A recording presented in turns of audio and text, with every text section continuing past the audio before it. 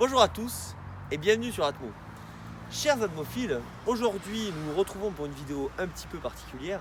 Nous sommes donc au carpodrome du lac de Sousse pour parler un petit peu de carpe.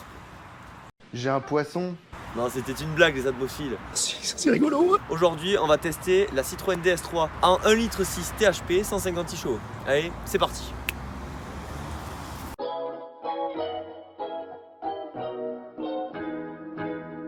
Durant la fin des années 2000, Citroën est en pleine forme. Sa nouvelle gamme, inaugurée avec la C3 en 2002, est pertinente et chaque modèle est une réussite esthétique et commerciale. On est loin du Citroën à la peine des années 80. La gamme est même en concurrence directe avec Peugeot, qui pour le coup a connu des décennies plus glorieuses. Fort de ses succès commerciaux et voyant que le concept du néo-rétro est à la mode, comme en attestent la Mini et la Fiat 500, Citroën veut ressusciter la DS. Le constructeur prévoit de concevoir une gamme entière axée premium, rendant hommage à son icône, la DS.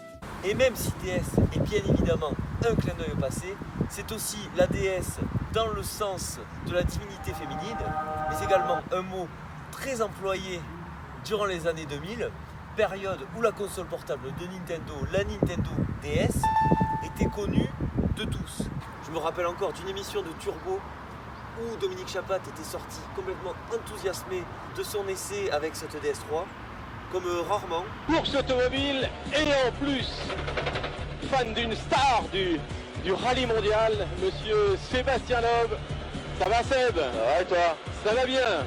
Et c'est vrai qu'il faut dire que ce véhicule enchaîne les bons points, dans le sens où cette C3 recarrossée proposait vraiment quelque chose d'original. Elle fut élue voiture de l'année 2010 par le magazine Top Gear.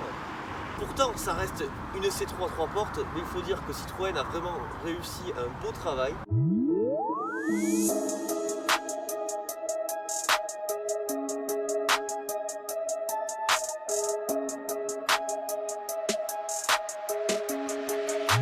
Au niveau des motorisations, c'est les nouveaux moteurs qui ont été conçus en collaboration avec BMW, qui pour le coup étaient très performants, ne consommaient pas trop. Donc celui-ci c'est le 1,6 litre 156 chevaux avec un moteur turbo qui a connu énormément de soucis de fiabilité. Malheureusement je ne peux pas vous le recommander. C'est dommage parce que niveau performance, consommation, agrément de conduite, il était au top, mais la fiabilité n'a pas suivi.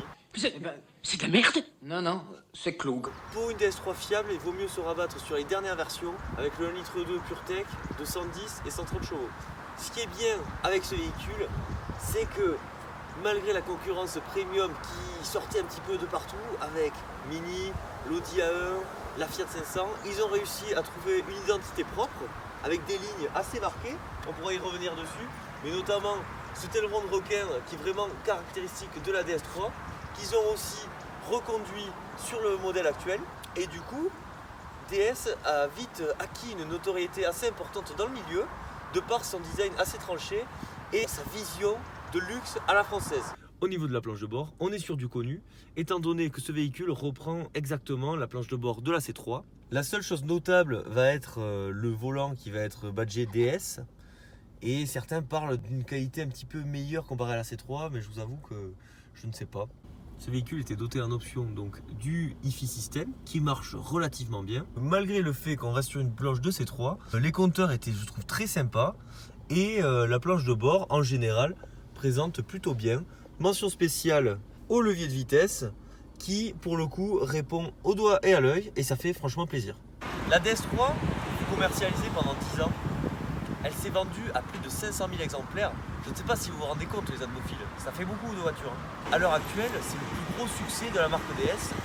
C'est vrai que ce véhicule, quand il est sorti, il n'était pas excessivement cher. Pour vous dire, ce modèle-là valait un peu plus de 20 000 €. À l'heure actuelle, pour un prix comparable, vous avez une 208 en finition allure, c'est-à-dire c'est pas non plus le haut de gamme, ce qui est GT Line, en version 100 chevaux. Pour vous dire que la DS3, au final, était relativement bien placée. Sortez-nous s'il vous plaît une remplaçante à celle-ci. En plus, c'est le plus gros succès de la marque. Et des citadines, ça marche toujours. Ou alors embauchez-moi pour que je fasse des bonnes décisions à votre place. Hein? Non. Niveau feeling, ressenti de conduite, cette DS3, c'est du tout bon. Ah oui.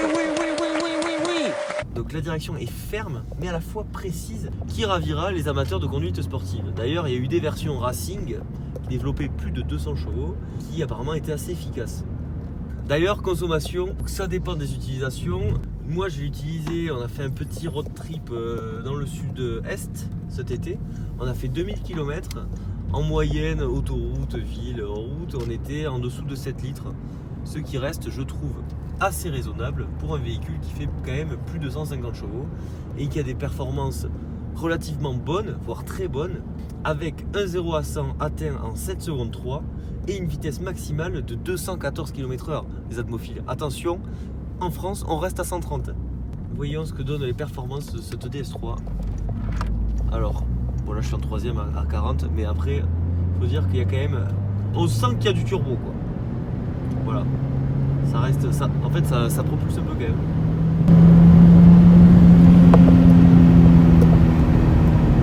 Le bruit d'échappement d'ailleurs est assez sympa. Bref, ça marche bien. Ah ouais, carré. Qu'est-ce qu'on peut dire en conclusion? Cette voiture était incontestablement réussie et d'ailleurs ça s'est bien ressenti au niveau des ventes.